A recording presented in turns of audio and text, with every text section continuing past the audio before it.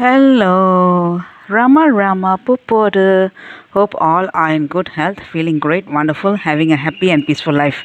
Now let's go to the next devotee, TK Sundaresa Iyer.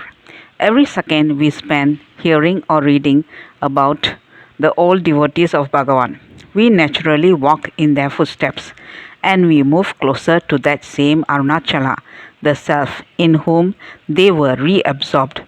Hearing about them from old devotees like Vishwanatha Swami, Kunju Swami, Annamalai Swami, and others dissolved me into states of silent ecstasy. To experience this ecstasy, all we need to do is listen to Bhagavan. Shift your attention from unreality to reality. Unreality is the body mind complex and the world. Let us shift our attention from the unreality of thoughts to the reality of living in the immortal presence of these glorious devotees. In the Hindu culture and tradition, we are all familiar with the term Guru, its meanings and significance. Nevertheless, a few may not recognize the significance of an Upaguru. We owe equal respect to the Upaguru, the one who points us to the Guru. The Upaguru may be a book, a tree, or a friend. It does not matter.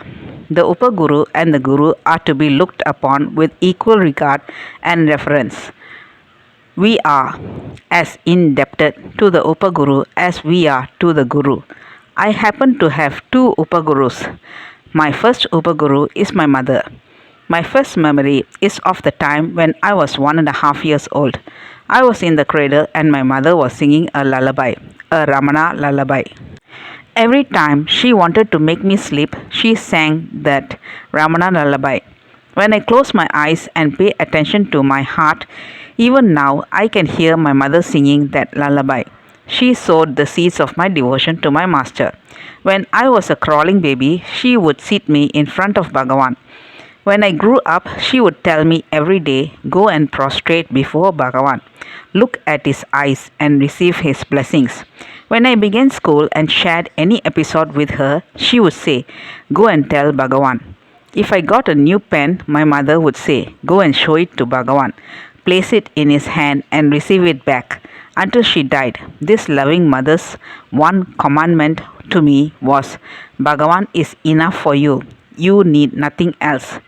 My second Upaguru is my school teacher, TK Sundaresa Iyer. We used to call him TKS. His humility was exceptional and his simplicity extraordinary. He was my teacher in the 6th grade and paid a lot of attention to me. Every day he would come to Ramana Ashramam. He took particular interest in me. He would call out, Ganesa, come here. A holy man has come. Prostrate before him. Or, Ganesa, come here. A lady saint has come. Prostrate before her. Or, this Swamiji has come from Shankara Mutt. Prostrate before him. He would prostrate and command me to do so as well.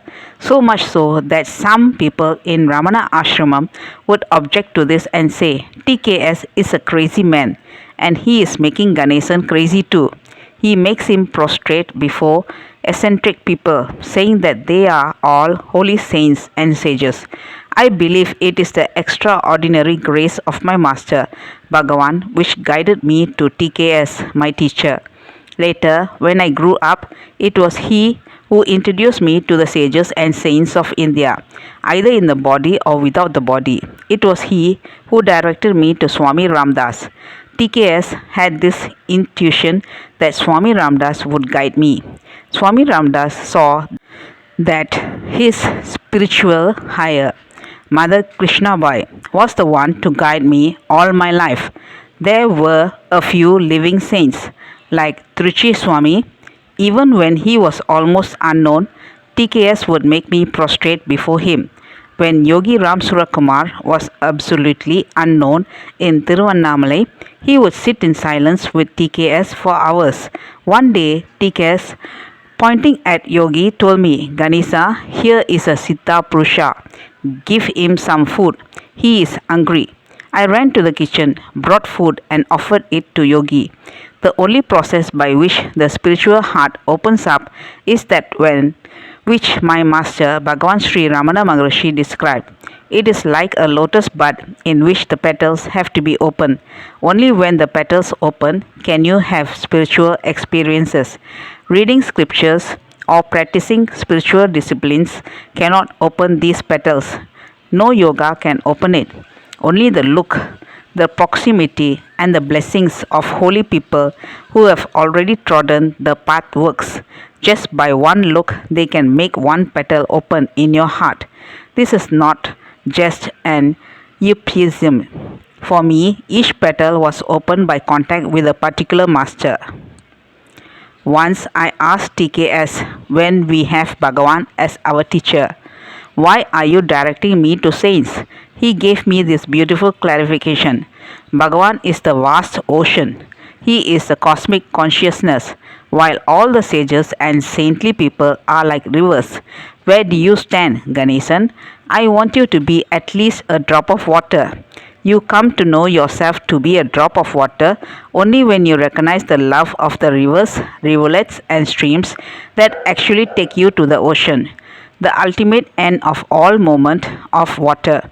Our scriptures say is to reach the vast ocean from where it comes. It is a cycle.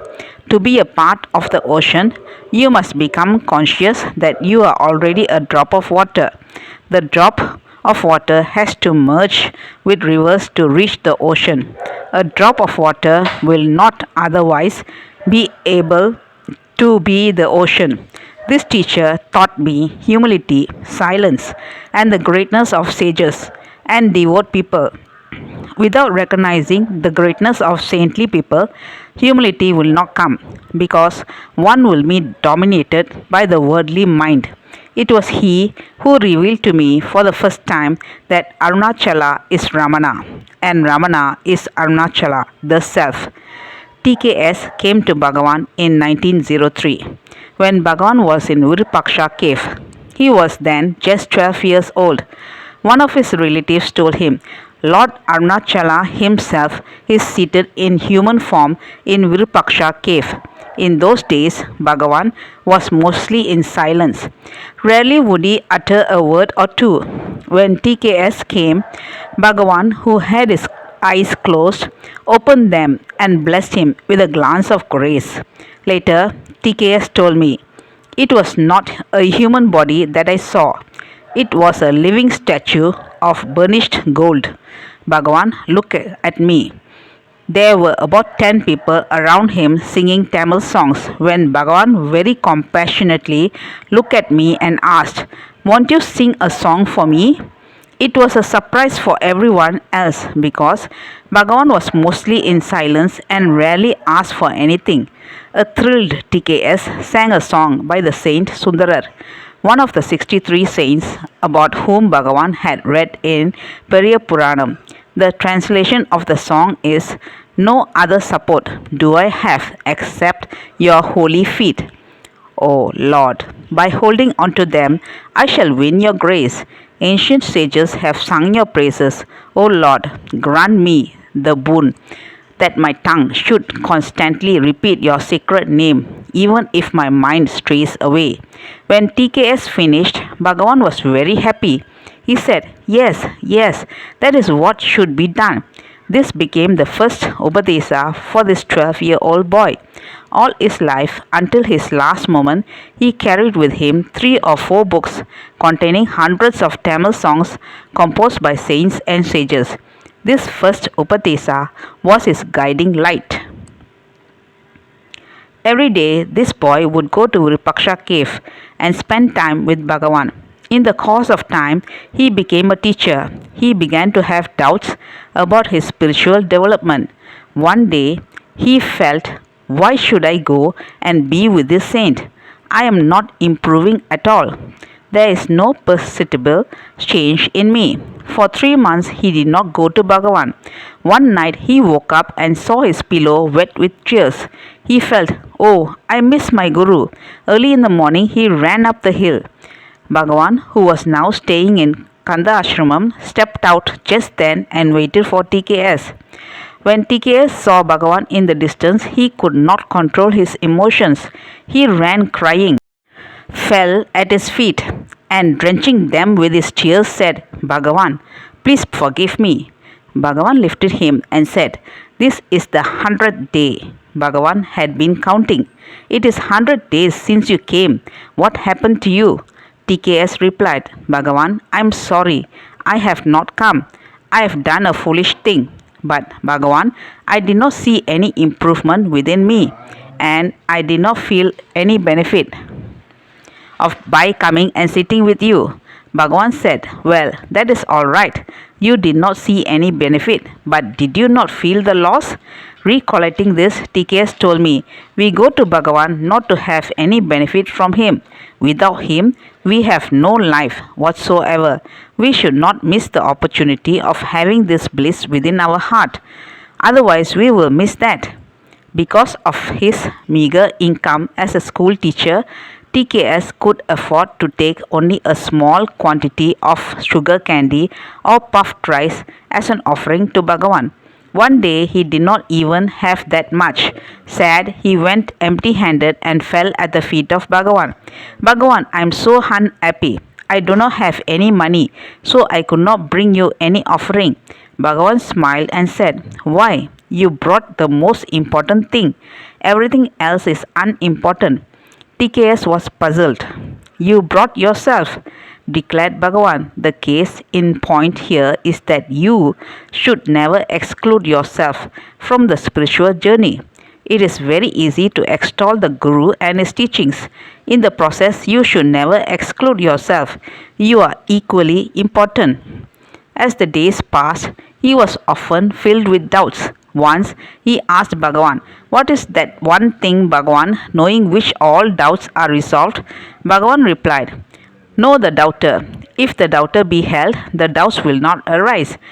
Okay, folks, let's continue in the next chapter. Thank you. Bye bye. Rama Pupoda.